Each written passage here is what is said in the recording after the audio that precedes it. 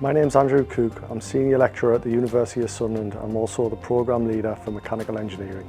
Introduction to Design and Digital Workflow comprises the use of digital technologies from concept through to production of a product. On the workshop, students can expect to be utilising the use of computer-aided design, simulation tools such as finite element analysis, computational fluid dynamics, and the use of reverse engineering technologies such as 3D scanning. The workshop gives students a broader overview of the idea of design and how it's changed throughout the years and what the capabilities are of the technologies that we're using today in industry.